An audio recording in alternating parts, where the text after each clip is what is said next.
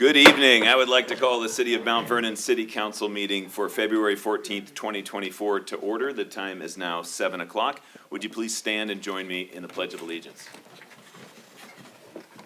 Pledge allegiance to the flag of the United States of America and to the republic for which it stands, one nation, under God, indivisible, with liberty and justice for all. All right. Item C on the agenda tonight is the roll call of council members. I will ask our city finance director to call the roll. Councilmember Beaton. Here. Councilmember Brocksmith. Is excused tonight. Councilmember Correas. Here. Councilmember Hudson. Here. Councilmember Molinar. Here. Councilmember Tercero. Here. And Councilmember Vanderstoop. Here. Thank you, Doug. Item 2 is approval of tonight's council meeting agenda. If council's okay with the agenda as presented tonight, I would entertain a motion to approve it. So moved. Second. Moved by Navor. We're going to give the second to Gary. All those in favor of approving the agenda, please say aye. Aye. Aye. All opposed, say no. All right. At this time, I would like to direct the city attorney to call the mayor and members of council to a short executive session. Thank you, Mayor and members of City Council. I would call an executive session on the grounds of meeting with legal counsel to discuss matters related to enforcement actions, litigation or potential litigation to which the city, the governing body, or any member acting in their official capacity is or likely to become a party when public knowledge regarding such discussion is likely to result in either adverse legal or adverse financial consequence to the city pursuant to RCW 4230 subsection 110(1)(I), and moreover, to discuss issues related to collective bargaining sessions, contract negotiations, grievance meetings, and discussions related to the interpretation or application of a labor agreement, or planning or adopting the strategy or position related to collective bargaining, which is exempt from the Open Public Meetings Act pursuant to RCW 4230 subsection 140 subsection 4. We will be in executive session for 20 minutes unless extended by public announcement. So we would reconvene in open session at 7:22. Thank you, Kevin. Council will adjourn into executive session at this time and return into regular session at 7:23.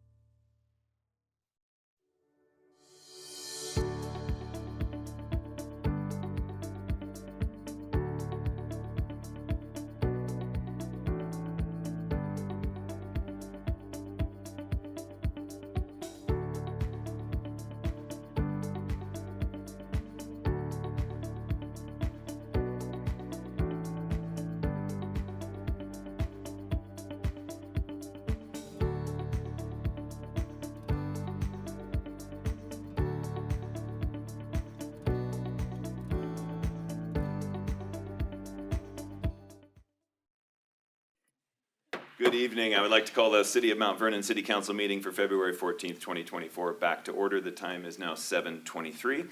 Next item of business is community comments. We have one person who notified the city that they needed to present their comments remotely this evening. So I would like to welcome that person online to please state your name, city of residence, and to limit your comments to about 3 minutes. Welcome. Hi, excuse me, my name is Katrina Doe, and my city of residence is actually Tukwila. So I'm a little bit a ways away from all of you. But I want to talk to you tonight about the issue you've been working with about fireworks and how to bring about peace and calm and safety in the community.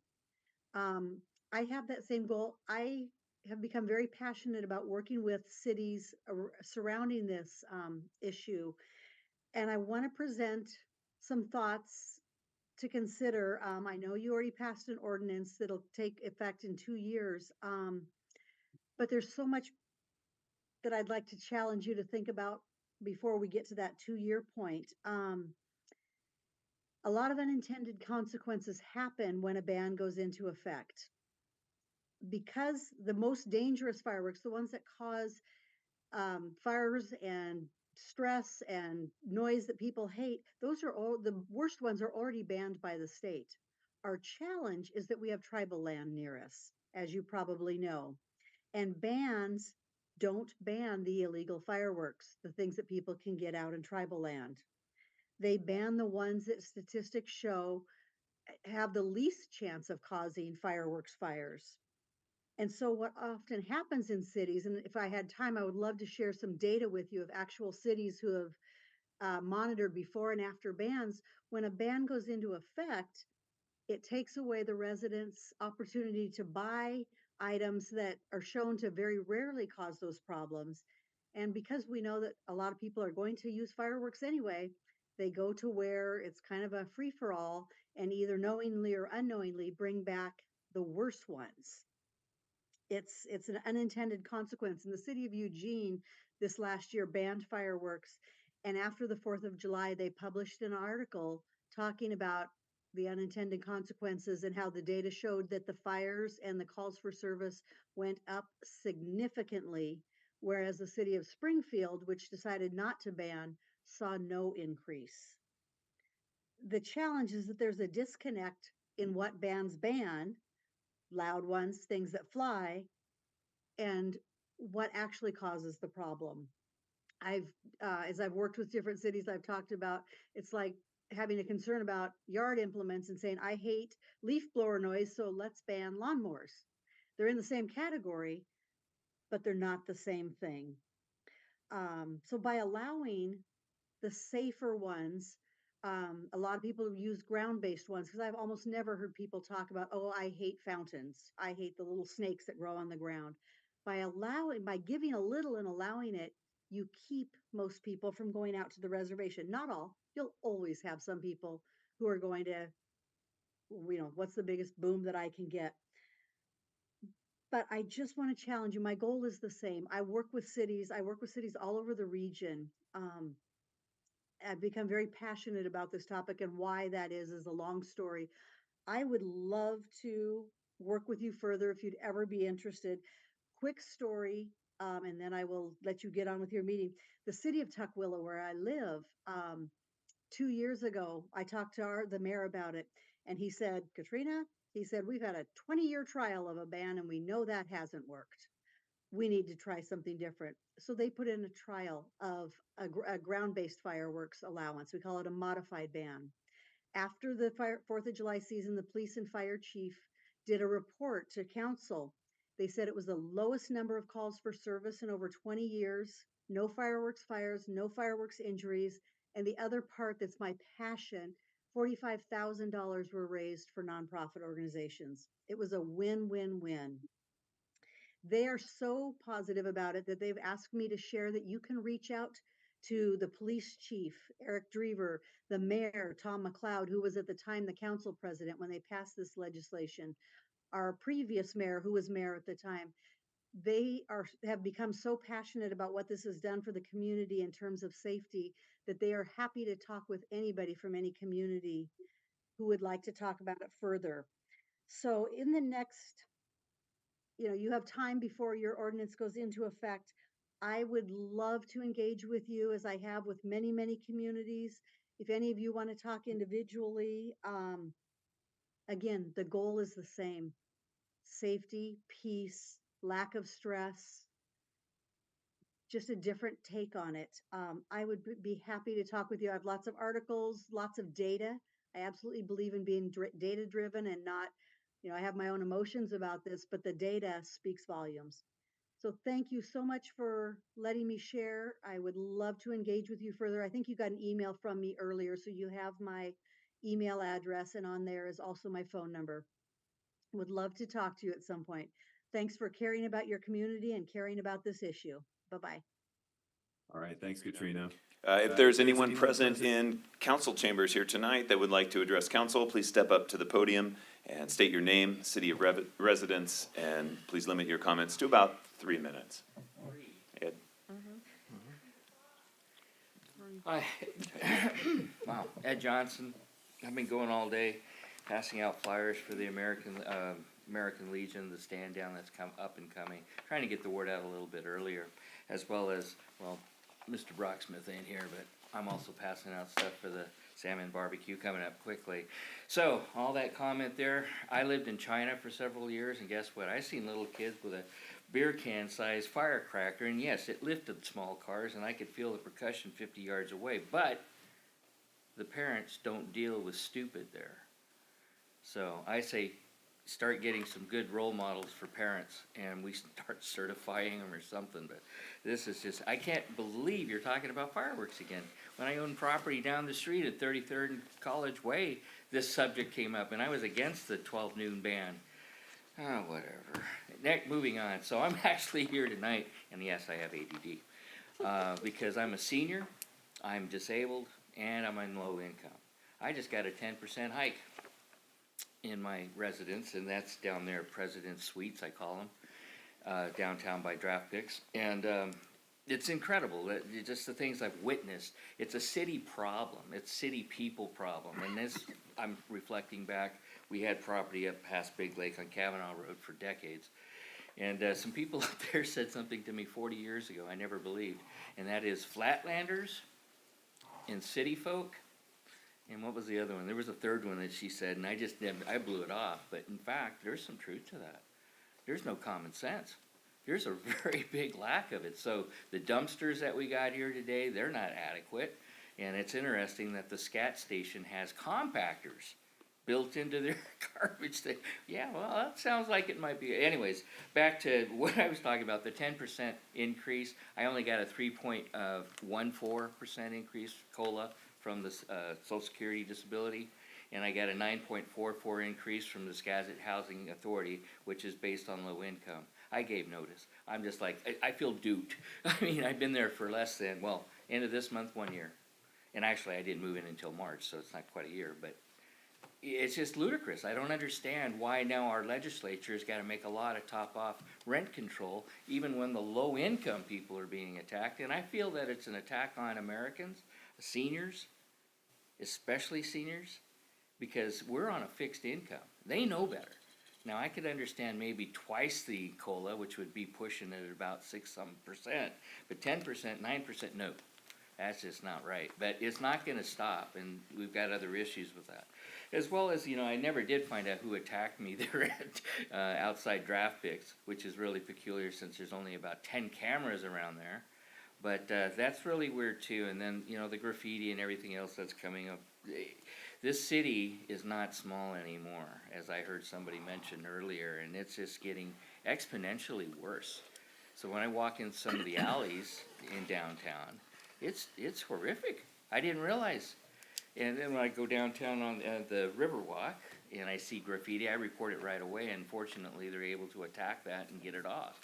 But bad parenting, and bad choices and what some people call bad actors. But whatever it is, we need to stop it. And I'm also very disturbed to find out that an apartment building downtown has been purchased and the residents told them to vacate so they can put immigrant workers in there. And I found out at least one American vet is in that building. So I find it to be an attack against Americans, and I don't understand why, because I've been to Mexico, I've been to 44 states, 4 countries, lived in China, I dated a girl down in Mexico, been to Puerto Rico, and those people don't have apartments like we do. You know, there are motels, hotels aren't ours, but it's interesting to note that the concepts up here is, what do they say, dignity and respect. Yeah, they get that, but I grew up in Central California, farmland, and I know about the green card sponsorship. It says clearly in there that the sponsor will take care of all financial.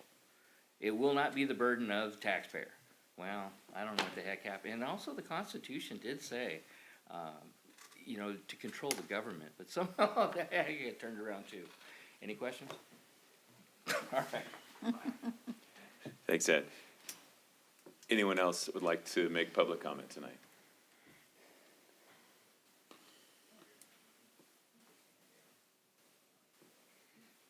Hi, I'm here tonight to talk about bioswales. Great. Could you state your name, Marion, and your city of residence, Yes, please? just a second. I just want to show you first and then I can read. Thanks. This is a bioswale maintained at the side of a road for stormwater. And this is the Cedar Heights bioswale, not maintained since 2011. Good evening, Mr. Mayor, City Council, and staff. I'm Marion Myers of Mount Vernon Cedar Heights, up by Fire Station 3, which contains a stormwater facility system of a storm pond and a grassy drainage swale with its access berm. These Department of Ecology ASBIC facilities were approved by City Council in 2007, on file with the city. Located on easements on HOA private property, these are public regional facilities maintained by the city. However, the city-maintained drainage swale with its access berm located on the drainage easement is severely neglected, as Public Works has never mowed them since 2011, violating DOE maintenance standards.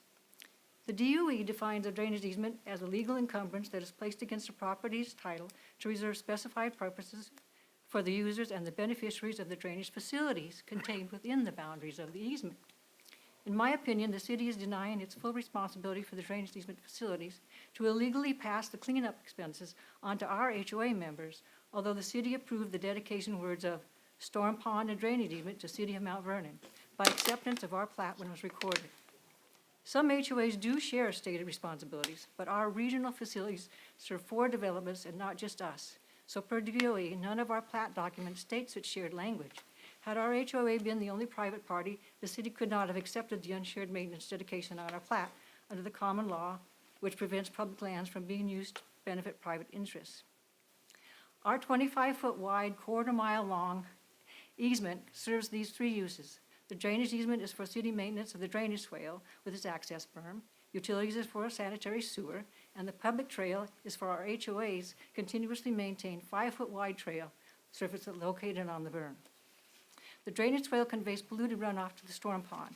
For DOE, the swale is designed and constructed with a grassy 3.5 to 1 slope slides, 5-foot flat bottom, and required maintenance access berm, which maintains a minimum half-foot of freeboard to run off when storms up to including a 100-year storm, using grass to stabilize the soil. Per DOE, our grassy drainage swale is a typical biofiltration swale, or bioswale, planted with turf grass and mowed, requiring specific maintenance standard per the current 2019 DOA Storm Management Manual for Western Washington, Volume 4, Appendix A, page 110 to 11.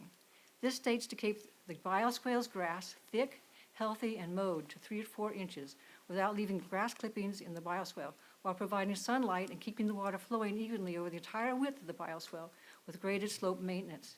And this is available for city maintenance reference for DOE standards. The city's long-term negligence has allowed a prohibited infestation of tall vegetation, leaves, and 30-foot tall alder trees to shade and replace the grass, preventing graded slope maintenance, damaging bordering fences, and creating a failure of its functionality. Backed up stormwater has been recorded overflowing into the adjacent wetlands, damaging the trail, polluting untreated wetland flow that bypasses the storm pond directly into the headwaters of Thunderbird Creek, which is a violation of DOA standards and has been reported to Public Works. Last fall, our HOA submitted documentation to the mayor's office seeking a resolution to the failed maintenance of the drainage easement facilities.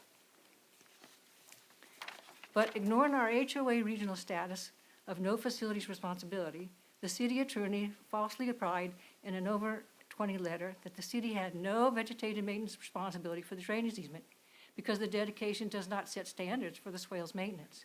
And therefore, the city had authority to require the HOA to restore the swale to its as-built condition per common and statutory law.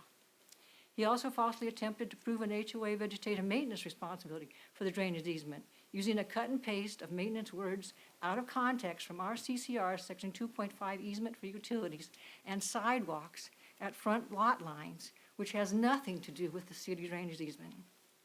And in December 7th letter, he classified our bioswale as a ditch, falsely stating that the swale was designed as a ditch to convey water, was not designed as a vial filtration swale, and that the DOE does not have a need for maintenance standards for ditches, given that the primary concern is whether a blockage prevents flow. But the DOE Stormwater Manual defines a ditch as a narrow open drain dug in the earth for drainage of surplus surface and stormwater runoff, and defines a bioswale as a design treatment facility to reduce pollutant concentration in surface and stormwater by filtering the polluted water through the biological materials. And although the city's DOE stormwater permit leaves the determination of maintenance activity to the city, the DOE Stormwater Manual's Appendix VA also states, "We do expect, however, that sufficient maintenance will occur to ensure that the best management practices continue to operate as designed to protect ground and surface waters," which the city has failed to do. In deciding cases involving stormwater facility maintenance and responsibility, the Washington State Supreme Court looks at 3 issues. 1, what party has the written dedicated responsibility for the drainage easement stated on the plat document? Answer, the city of Mount Vernon. 2, what drainage facilities are in the drainage easement, and are they DOE designed and constructed stormwater facilities? Answer, yes, a drainage swale designed classified by DOE as a typical biofiltration swale or bioswale, and access berm, both DOE designed and constructed stormwater facilities. Marion, I'm sorry, we're at about the I'm 6-minute mark. I'm gonna let you keep going, but just wanted to let you know to wrap it up. And You the got third it. thing, if they are DOE designed and constructed stormwater facilities, what are the required specific DOE maintenance standards? Answer, for the 2019 manuals, volume 4, appendix A, pages 110 and 11, typical biofiltration swale. In my opinion, the city is only interested in warding off DOE maintenance expenses, has no legal authority to classify our existing DOE-designed bioswale and access berm as a ditch, and is legally required at the city's cost and not our HOA's to return them to the functional as-built condition in a timely manner. So I'm hoping the council will review the facts, reach your own conclusions, and please, please become involved to provide the city's greatly needed assistance to abide by DOE standards. Come on up. I invite you to walk with me on our public trail along the drainage easement, ask questions, and see for yourself the bioswale's serious need to be returned to its functional as-built condition by the city. Why do I care? Why should you? I care because I'm proud of my town, and you represent all the other voting taxpayers in my town, and our town is better than this. Thank you. Thank you, Marion. Sometimes they say you can leave materials for people. Yeah, if you want to leave those with the finance director there, he'll make sure council gets those. Thank you. All right, item 5 is the consent agenda. Tonight's consent agenda includes, I'm sorry, I hope I didn't cut anyone else off. Is anyone else want to speak tonight for community comments? All right, now I'll jump to the next agenda item. The consent agenda includes council meeting minutes, payroll checks, wire transfers, claims, and a number of agreements. Many of them renewals, and all of them have been included in council packets with detailed descriptions available to the public on the city's webpage. Would council like to move for adoption of tonight's consent agenda? I'll make a motion to approve the consent agenda. Second. Motion by Melissa, second by Iris. Any discussion? All those in favor of approving the consent agenda, please say aye. Aye. All those opposed say no. The consent agenda passes. Moving now to reports. We're going to mix up the order just a little bit so that Councilmember Molinar doesn't have to go 2 reports in a row. That would be tedious. Very. But we do have a Public Works and Library Committee report from January 10th meeting. Do you want to start off with that one, Councilmember? You're on. Public Works? Or would you prefer? You said January 10th. Yeah, oh, is this from tonight's? Yeah. Okay, February 14th. Yes. Sorry about that. You can read both if you want. You had me going there for a minute. All right, well, we opened up the Public Works Library Committee tonight at 6 o'clock. First after the approval of the January 10 minutes, our librarian Isaac Huffman gave us an update on construction at the new library. Things are coming along pretty well. The east tower is up and the interior walls are going in and the envelope is closing. The finishing date is looking kind of around anywhere from May 15th to July 15th. He also talked about the new fundraiser for Mount Vernon Library with Timothy Egan being our special speaker. We also have hired youth services and a front desk person. Isaac talked about story times and children's programming along with teen programming and other outreaches. Then Blaine Chesterfield, our program coordinator, we talked about Skagit Highlands pond slope monitoring. There's some issues up there, and Blaine gave us an overview of Skagit Highlands slope monitoring. The geotech report indicates that the slope movement does not represent an imminent danger to the pond or stability of the slope. The recommendation is to continue monitoring and install and for installation of a deeper monitoring well later this summer. Also, there's some Washington Conservation Corps work. The Washington Conservation Corps was in town from the 22nd of January to February 1st, working on detention ponds. The WCC did work on some of the more labor-intensive ponds like the ones on South LaVenture and Eaglemont Beaver Pond Drive North. Overall, vegetation maintenance in city-has owned detention ponds has been reduced due to limited WCC time and street division staffing. There have been some increased efficiencies using tools like the two remote control mowers that we have purchased over the last couple of years. Then we talked about Dish. They are wanting to have a lease agreement with the city. This is a new telecommunications ground lease agreement with Dish and located at Fire Station 2. The agreement is for 20 years for an amount of $24,000 a year. The agreement is scheduled to come before the City Council for approval on February 28th. Bill Ballett also gave us some project updates. Public Works will be bringing on 4 on-call contracts for council approval. These services include survey material testing, electrical, and concrete construction services. Then we also coming before council tonight for approval is the design contract with David Evans and Associates for design of Carpenter Creek and Hillcox Road culvert replacement project. We then finished up that and moved into the good of the order. We talked about resolutions and proclamations and how to move forward when those come before our city council. And we close the meeting at 6:52. Thank you, Councilmember Molinar. And now we will go to our Public Safety Committee report from Councilmember Melissa B. Melissa.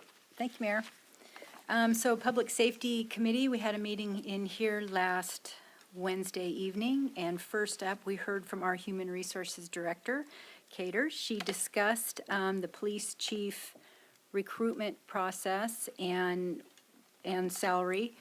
And what we talked about is the market midpoints compared to the city's current salary schedule midpoint for the position of police chief. It's based on current information, and she recommends moving the position from a range 40 to range 42, which we will see later tonight on our agenda. And also potentially increasing having a deferred compensation match of 3%. And our recruitment process is continuing. Then we moved on to our police department update. We heard from Chief Kamek, who reported on the state of the department during the chief recruitment process. He provided an update of current major investigations, including a juvenile runaway, a smart assist in Snohomish County, and 2 fire incidents. He is working on planning building a framework for 2024 for our new chief and an onboarding plan for the chief. Hiring, the department recently hired a community service officer, and this officer that the department hired had formerly retired from the department, so it's good to have him back. And also for police officers who are in various stages of training. And then they are also in the hiring process of a record specialist and an outreach specialist. Programming, the department held last Thursday, I'm thinking this was last Wednesday, the start of the 30th Citizens Academy for the department, which is pretty cool, I think. It's a pretty valuable program in our community. There are 5 new members on the Citizens on Proactive Patrol and 4 more in training. The department is working with 911 on testing live 911, which is a new technology tool allowing staff to view and listen to 911 calls in real time. And then the department also was able to replace a child's stolen bicycle with gift cards that were left over from Shop with a Hero, and that made that young lady very, very excited, so that was exciting. Let's see, then we moved on to fire.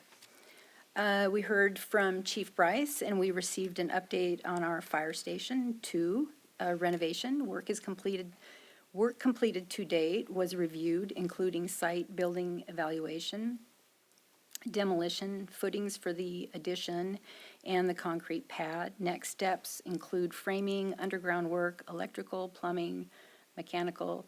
There have been some project issues, not a surprise there. They're not big ones, so that's good.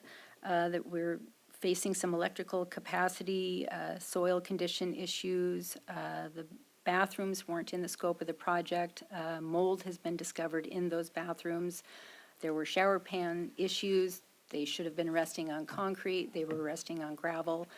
Stormwater detention pond and 911 fiber rerouting, and security fencing will be added. Next up, we talked about the EMS levy. The levy renews every 6 years, and Skagit County approved a resolution for an April ballot. Then we had some operational updates, including stats, and I wanted to just mention a few stats here. As far as their fire calls, there were 172 in 2023. Medical calls, there were 7,301, so yes, I did the math. That's a little over 20 calls a day, so that's pretty significant when you're thinking about that EMS levy. And then there were also an additional 857 other calls from hazmat, fire alarms, things like that. Let's see. Then we moved on to go to the order. And Mayor Donovan and Councilmember Vanderstoop were attending that evening at City Action Days down in Olympia. So they spent all day at an AWC conference. And then they were moving on and meeting with state representatives the next day. Let's see. There was also discussion regarding the sale of the Casa Grande apartment building. And I brought up that we have this little department in the city. It's our IT department, our IS department, and our director doesn't get a chance to report out to us. Look, she's smiling back there. Isn't this exciting? She doesn't get an opportunity to talk with council very often unless it's budget time, and so the chiefs talked, and there are times when they may not have a robust agenda, if you will, and so Mary's been invited to come and speak before council and tell us all things techie in the city, so we're looking forward to that. And with that, we adjourned at about 7:13. Great, thank you, Melissa.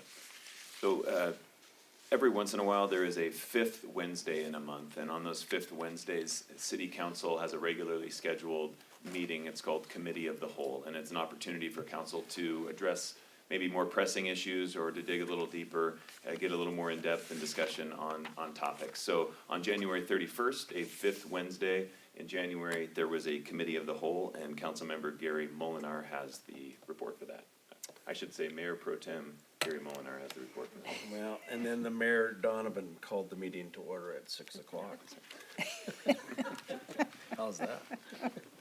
So, first up, we were talking about housing, our developmental services. Ms. Pratchner reviewed the Washington State Department of Commerce new housing elements. And with those requirements in the Growth Management Act Steering Committee housing allocations, the Capital Facilities Plan and Comprehensive Plan will be updated to incorporate these changes that are coming down from the state.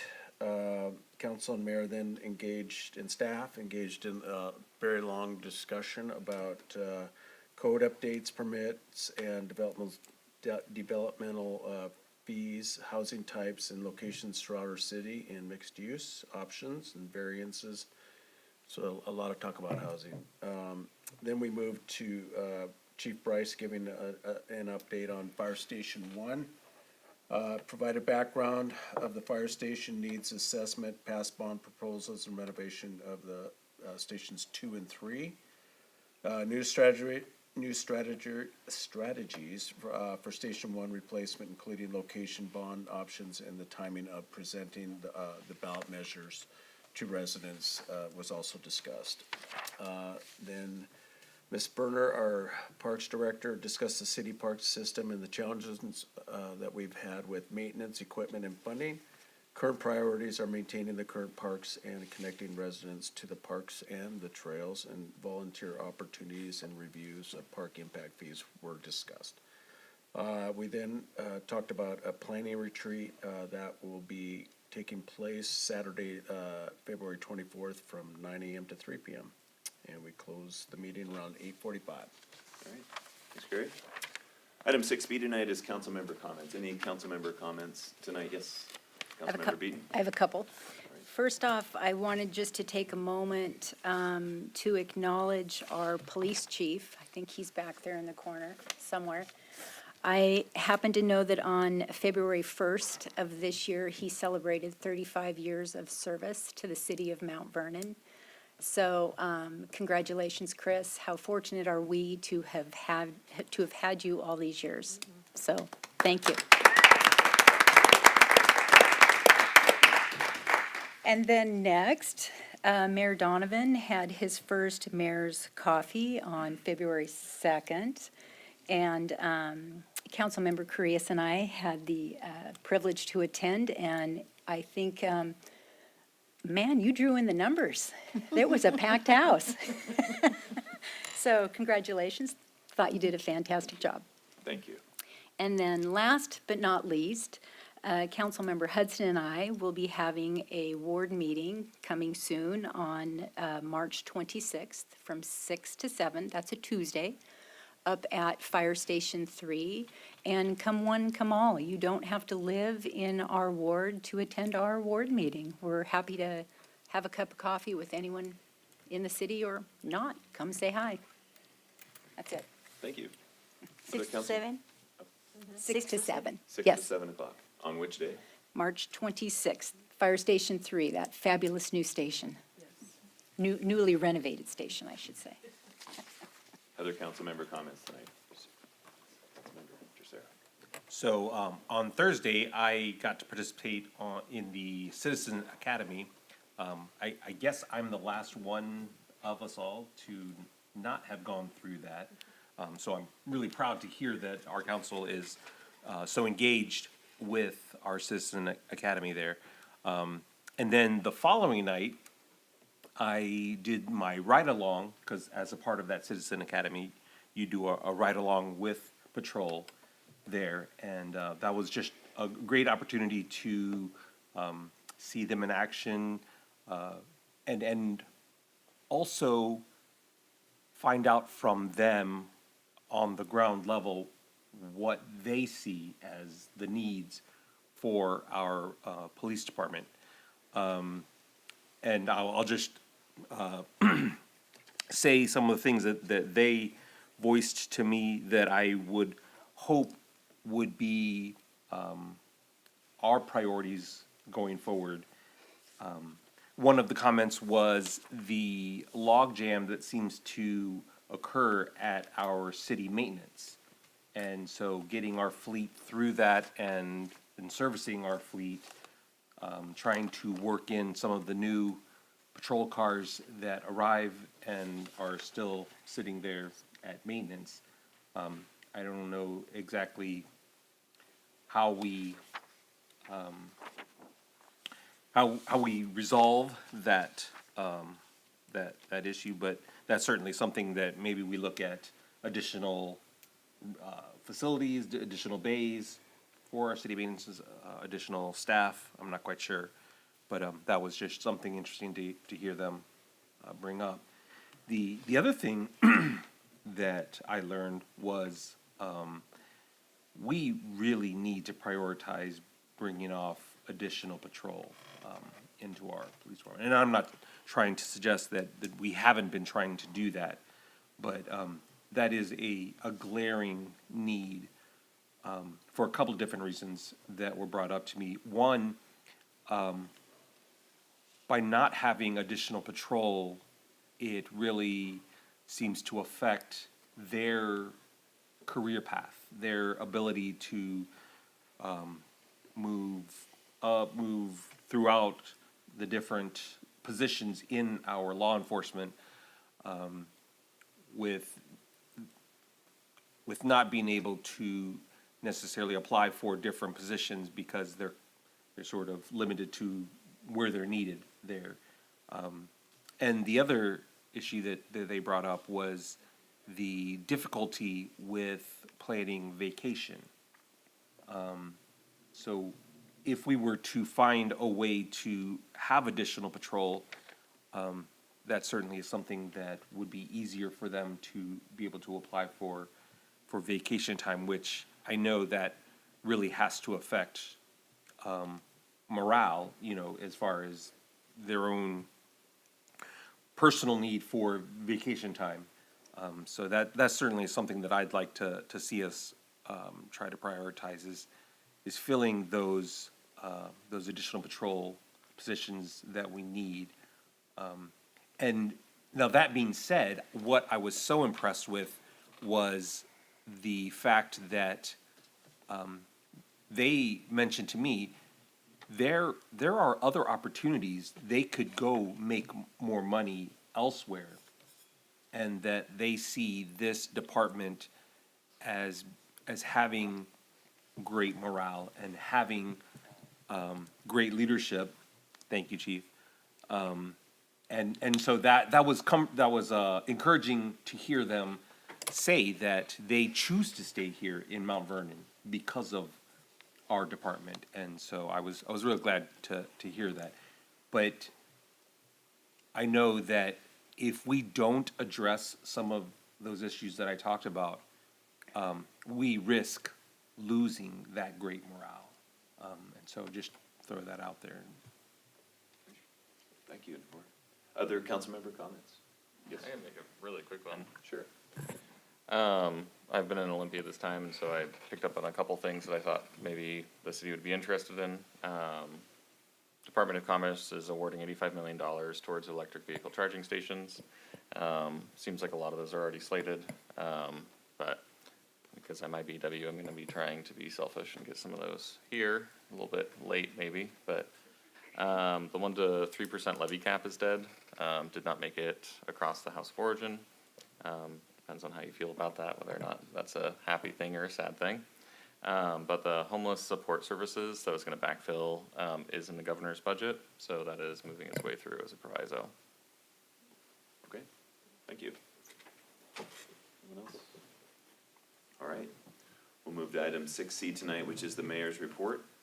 And for mayor's report tonight, we go to Olympia for the Association of Washington City's City Action Days. This was an opportunity for the city's elected officials to travel down to Olympia during the legislative session to meet with legislators and to talk about the issues that are important to Mount Vernon. In the photo that you're seeing now, 40th District Representative Alex Rammel, Councilmember Andrew Vanderstoop, and I got to visit the floor of the House of Representatives.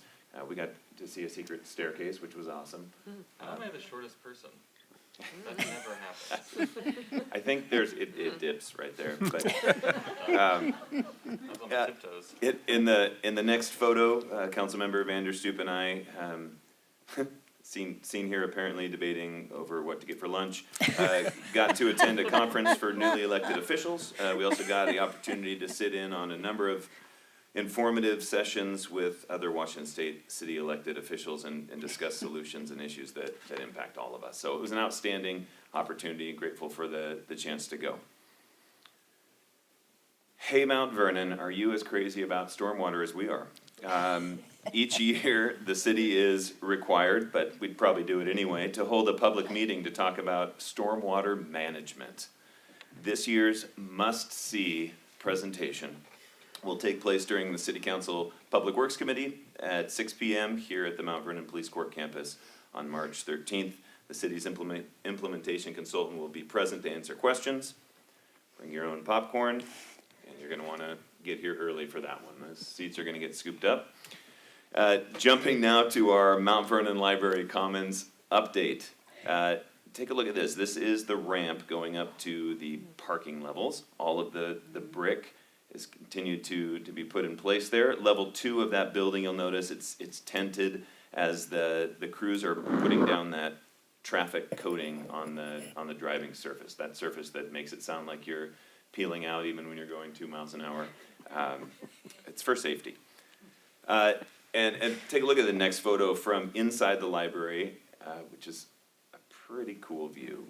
The build-out continues on the first floor interior. The exterior storefront at the north and northwest entrances are in progress, and when that's complete, the whole building's air barrier test will occur. And you'll need to Google that probably, as I did. The next photo shows an inside peek of the commercial kitchen on the left, and on the right, the steel for the second floor terrace area is getting installed. That's the rooftop terrace where we'll be able to take a book, a cup of coffee, and read in the sunshine. That's one of the creative features of our project that we're still hoping will be open this summer, right, Isaac? Mm-hmm. Yes, open this summer. In the next slide, I get asked quite a bit, what is Mayor Jill up to? Everyone expects to hear that she's resting or vacationing somewhere, but nope. Yesterday, Jill Boudreau took the federal oath of office. You've heard it. It's the one to defend the Constitution against all enemies, foreign and domestic. FEMA Administrator Chris Well appointed the city of Mount Vernon's last mayor to serve on FEMA's National Advisory Council. So that's an incredible honor to be selected for this. And of course, it's not a surprise that Mayor Boudreau's creative and common sense approach to governance is being recruited now at the federal level. So we wish her all the best in this new endeavor. And finally tonight, happy Valentine's Day to my forever prom date, Janet Donovan. Using carbon-14 dating methods, scientists estimate that this high school Valentine's photo is likely about 33 years old. So you can see here that Jana looks exactly the same, and I look like I was pretty lucky from the beginning to have any girl, let alone one of her caliber, even talking to me. Oh my goodness. And that is your mayor's report for February 14th, 2024. Agenda item, please take that slide. Thank you. Agenda item D is committee agenda requests. Are there any committee agenda requests for future council meetings?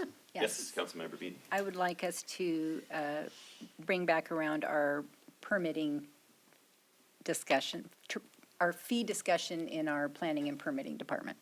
Permit fees? Permit fees, Okay. excuse me, yes.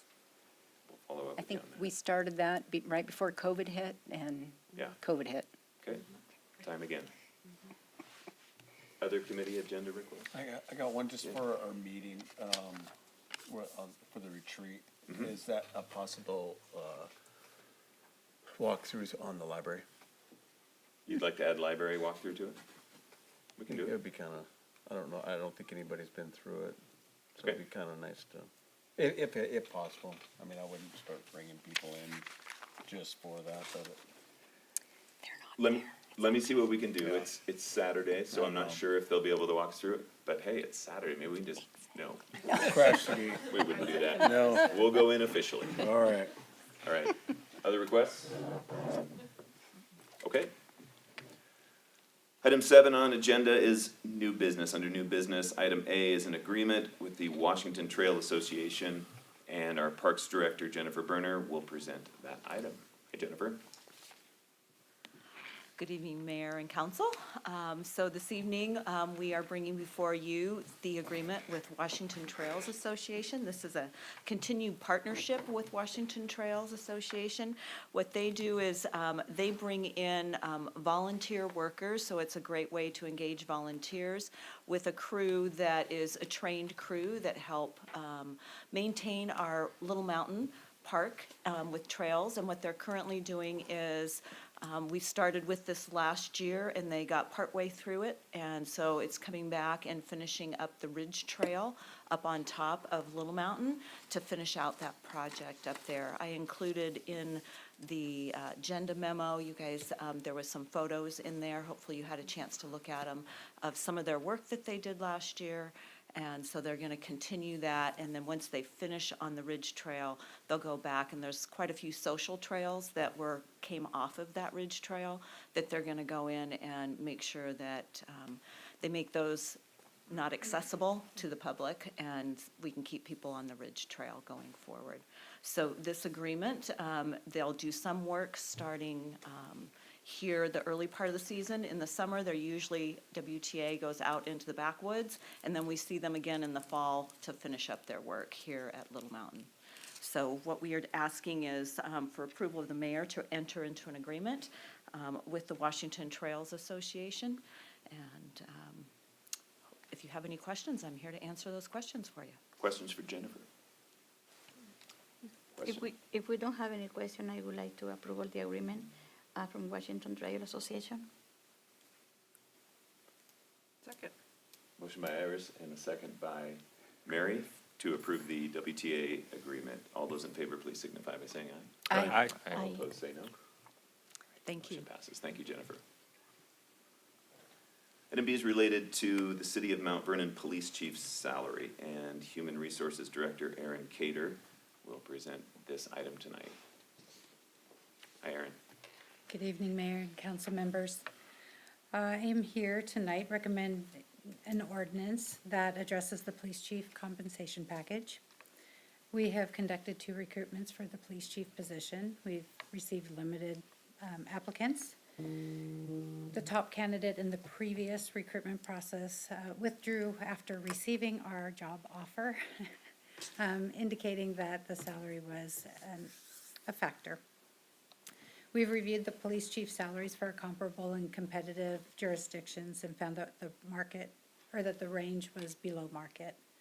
So to create a competitive compensation package, we're recommending that we adjust the salary range from range 42 on our current non-represented salary grid to range 42.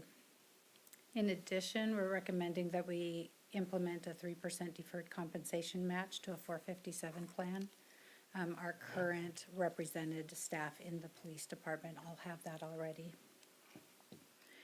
So with that, staff is recommending that council adopt an ordinance that implements the adjusted salary range and the 3% deferred compensation match for the police chief position.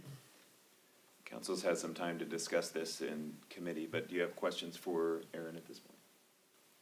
I don't have any questions. I don't have the ordinance number, but if you'd like to give me that ordinance number. 3886. I'd like to make a motion that council approve ordinance 3886 with one change. I'd like this effective immediately as opposed to March 1st. We can't do it effective immediately because it has to be published first. So it's 5 days after that, so March 1st. Is the first date. Well, darn it. Okay, then, I'll just, Thank you. I'll just make a motion that council approve ordinance 3886. Second. Motion by Melissa, second by Gary to approve ordinance 3886. All those in favor, please signify by saying aye. Aye. And those opposed, say no.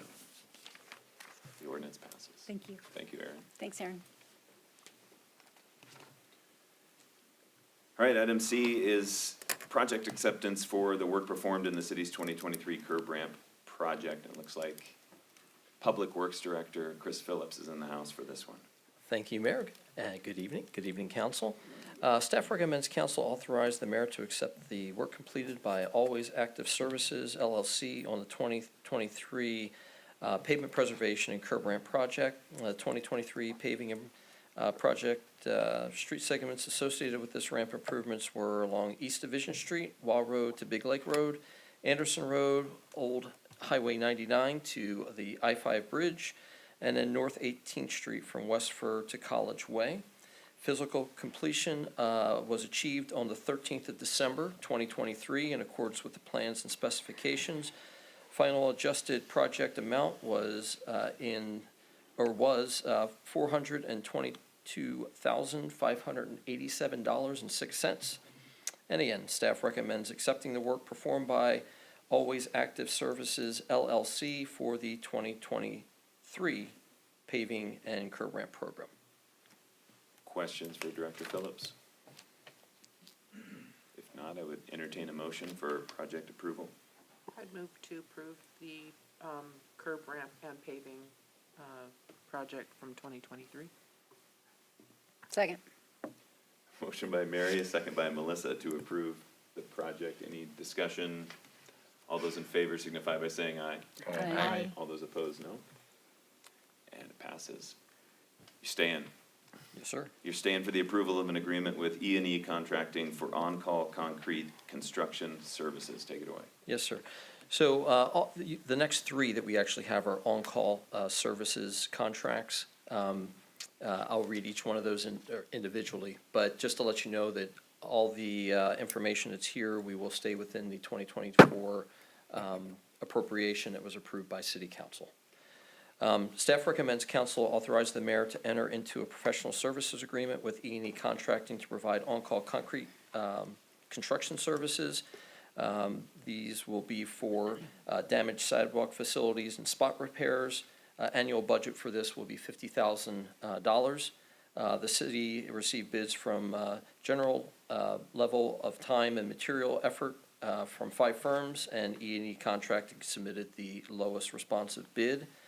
A motion for council, or city staff is requesting council authorize the mayor to enter into a professional services agreement with E&E Contracting to provide on-call concrete services in the calendar year 2024 through 2026 for an amount not to exceed $150,000, so $50,000 per year. Thanks. Chris would be happy to answer questions. Chris would be thrilled with a motion to approve. Either is okay. So motion to approve. The board just edged it out. I'll give you the second. Thank you. Motion by DeVore and a second by Andrew. All those in favor signify by saying aye. Aye. All those opposed by saying no. Ayes have it. It passes. An agreement with Bonner Electrical Contracting for on-call electrical services. Chris? Thanks, sir. Staff recommends council authorize the mayor to enter into a professional services agreement with Bonner Electrical Contracting to provide on-call electrical services. Bonner Electric will primarily repair damaged streetlights, traffic signal components, and other facility work requiring an electrician. Annual budget is not to exceed $50,000 per year. The city received bids for a general level of time and material work effort from 3 firms, and Bonner Electric submitted the lowest responsive bid. City staff is recommending council authorize the mayor to enter into a professional services agreement with Bonner Electric Contracting to provide on-call electric services in the calendar years 2024 through 2026 for the amount not to exceed $150,000. Okay. Questions or a motion? I move to allow the mayor to enter into professional services agreement with Bonner Electrical Contracting to provide an on-call electrical services in the calendar years 2024 through 2026. Second. We need a buzzer system. Seriously. I'm just going to give it to Gary. Motion by Mary, second by Gary. Any further discussion or questions? All those in favor, please signify by saying aye. Aye.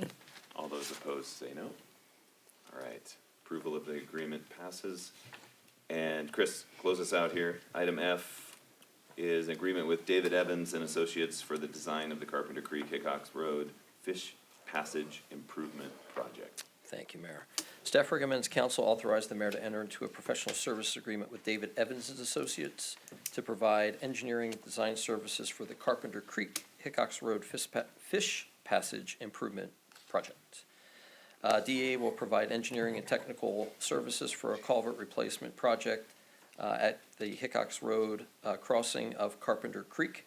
The existing culvert is a 155-foot long, 10-foot diameter round corrugated metal culvert embedded in approximately 26 feet of fill. The intent is to replace the culvert with a appropriately sized modern fish passage culvert, such as a split box at Hickox Road in its existing location. The fee for the initial scope of work for a 30% design effort will be in the amount not to exceed $188,446. And city staff is recommending council authorize the mayor to enter into a professional services agreement with David Evans and Associates. Questions for Chris? Motions from council? I'll make a motion that council authorize the mayor to enter into a professional services agreement with David Evans and Associates. Second. Motion by Melissa and a second by Mary. All those in favor of approving the agreement signify by saying aye. Aye. All those opposed say no. And the motion passes. Chris, thank you. Marathon. And that is the end of our city council agenda for February 14th, 2024, and we will adjourn at 8:19 p.m.